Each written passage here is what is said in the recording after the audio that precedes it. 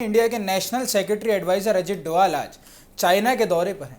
उनका यह दौरा ऐसे समय में हो रहा है जब इंडिया और चाइना के बीच रिलेशन को नॉर्मल नहीं कर रहा है और रिलेशन नॉर्मल करने की कोशिश लगातार जारी है। डोवाल बीजिंग में चाइना के फॉरेन मिनिस्टर यांग वी से मुलाकात करेंगे। दोनों के बीच India China special representatives dialogue को 25वां दौर होगा।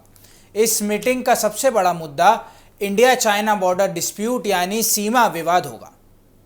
खास तौर पर एलएसी पर पीस और स्टेबिलिटी बनाए रखने और बॉर्डर पर किसी भी नए तनाव को रोकने पर बातचीत हो सकती है।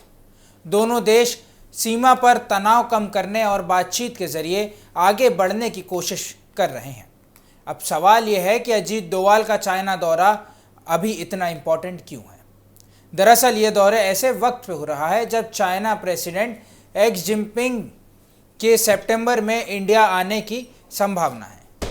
जिनपिंग के BRICS ब्रिक्स समिट के लिए न्यू दिल्ली आने की उम्मीदें हैं। हालांकि उनकी इंडिया विजिट को लेकर अभी कोई ऑफिशियल कंफर्मेशन हुआ नहीं है।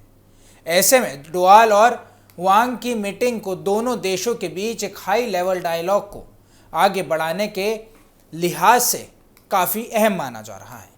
मीटिंग में सिर्फ बॉर्डर इशू में ही नहीं बल्कि इंडिया चाइना रिलेशन को आगे बढ़ाया जाए, इस पर भी चर्चा हो सकती है। 2020 के बॉर्डर टेंशन के बाद दोनों देशों के रिश्ते में काफ़ी तनाव आया था। अब दोनों साइड्स बातचीत के जरिए उस टेंशन को कम करने की कोशिश कर रही है।